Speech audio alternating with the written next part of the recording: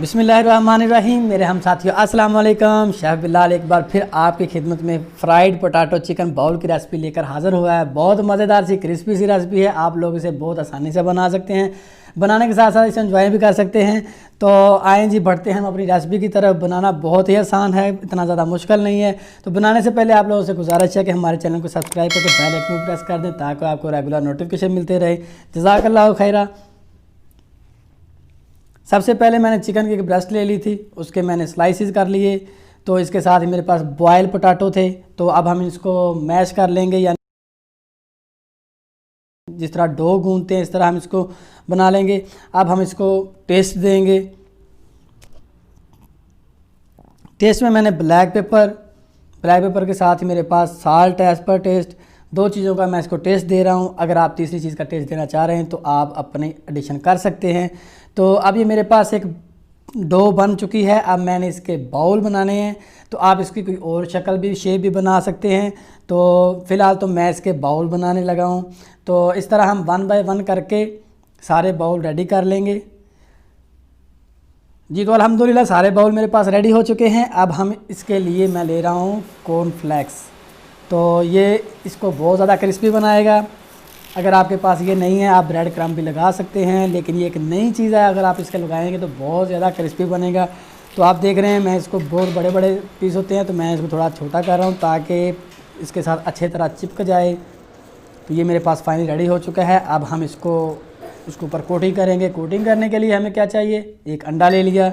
अंडे को हम अच्छी तरह मिक्स कर लेंगे और इसके साथ ही हमें एक प्लेन फ्लोर यानी कि मैदे की भी ज़रूरत है। तो सबसे पहले हम मैदा लगाएंगे। मैदा लगाने के वजह यह है कि इससे हमारा बैटर जो है वो इसके साथ अच्छी तरह चिपक जाएगा और ये बहुत ही क्रिस्पी पानी से हमें बाउल मिलेंगे। तो पहले हम इसको मैदा लगाएंगे, मैदा लगाने के बाद अंडा लगाया, अंडा लगाने के बाद हम इसको कॉर्नफ्लेक्स लगा देंगे। तो 1 बाय 1 हम सारे कॉर्नफ्लेक्स लगा के इसको रेडी करके रख लेंगे। उसके बाद हम इंशाल्लाह फ्रायर पर चलते हैं।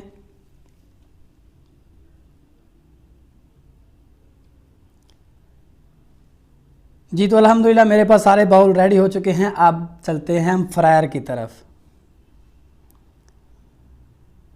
मेरे फ्रायर का टेम्परेचर है 180 और इसकी टाइमिंग है 2.5 से 3 मिनट। क्योंकि हमारे पास चीज़ें पहले ही कुकड़ में हैं तो हम इसको क्रिस्पी बनाएंगे। तो ऊपर वाली इसकी जो कोटिंग की हुई है उसको हम पकाना है। जी तो माशाल्लाह बहुत मज़े वाली रेसिपी बनने जा रही है। अल्हम्दुलिल्लाह देखें कितना प्यारा कलर इसका आ गया है। अब हम इसको रखेंगे, तो जैसे हल्का सा रखेंगे तो इसका कलर और ज़्यादा गोल्डन हो जाएगा। तो देखें माशाल्लाह। अब हम इसको एक प्लेट में लगाएंगे, इसकी प्लेटिंग कर देंगे।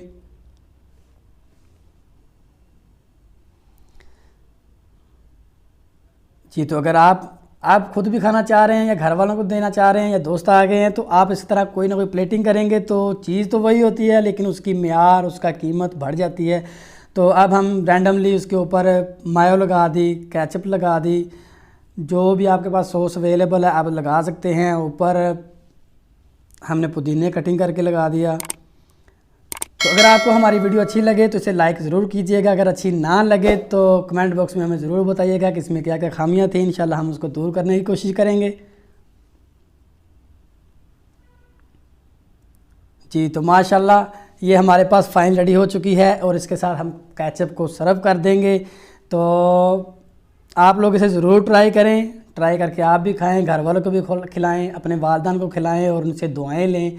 तो अल्लाह ताला आपको हमेशा खुश रखे, सदा आबाद रहें, आमीन। अपना ख्याल रखिएगा, अपने घर वालों का ख्याल रखिएगा, अपने दोस्तों का ख्याल रखिएगा। नेक्स्ट वीडियो तक मुझे दीजिए इजाज़त। अल्लाह हाफिज़।